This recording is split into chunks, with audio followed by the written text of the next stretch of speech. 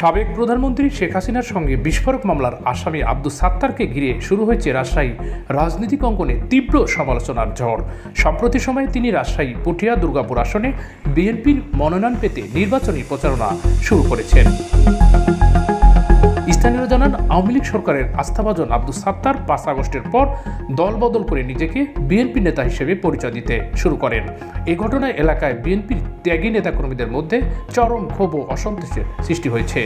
স্থানীয় বিএনপি নেতাদের অভিযোগ, আব্দুস সাত্তার বিএনপির নাম ব্যবহার করে ব্যক্তিগত স্বার্থ হাসিলের চেষ্টা করছেন এবং দলের ভাবমূর্তি ক্ষুণ্ণ করছেন।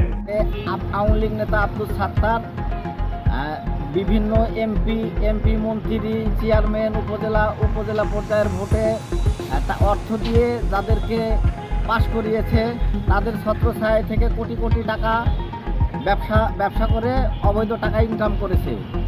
সেই অবৈধ টাকা এখন বিএনপির কিছু কতিপয় নেতাকর্মীদের মাঝে বিলিয়ে দিয়ে সে বিএনপিতে যোগদান করেছে। এখন আমরা দেখতে পাচ্ছি প্রকাশ পেয়ে গেছে দুর্গাপুরিয়ার জনগণের কাছে আব্দুস সাত্তার বৈষম্য বিরোধী ছাত্র আন্দোলনের মামলার শেখ হাসিনার কেস পার্টনার। সাত্তার সাহেব আসলে বিএনপি কোনোদিন করেনি, বিএনপির সাথে কিছু সম্পর্কও নাই। কিছু কতিপয় লোক তাদের সুবিধা জেনে তাকে জাহির করছে যে ও বিএনপি। আসলে ইতিমধ্যে আপনারা জানেন যে সাত্তার সাহেবের নামে একটা 297 একটা কেসের আসামি শেখ হাসিনার সাথে তার কেস আছে। 297 ইয়াতে তার বিরুদ্ধে একটা কেস আছে, এটা আপনাদের জানা আছে।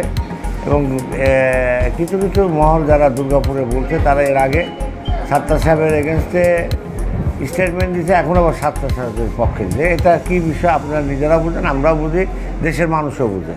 এ বিষয়ে রাজশাহী জেলা বিএনপির আহ্বায়ক আবু সাইদ চাঁদ বলেন, নিজেকে বিএনপি নেতা পরিচয় দেওয়া আব্দুস সাত্তার দলের কেউ নয়। তিনি বিএনপির কোনো পদে নেই এবং স্থানীয় কোনো কার্যক্রমের সঙ্গেও সম্পৃক্ত নয়। আওয়ামী লীগের 15 বছরের এই স্বৈরশাসক আব্দুস সাত্তারকে অবিলম্বে গ্রেপ্তার করে তার দৃষ্টান্তমূলক শাস্তির দাবি করছি এবং শেখ হাসিনার যে সাথে মামলা, সে মামলারও তদন্ত সাপেক্ষে তার বিচার করা হোক।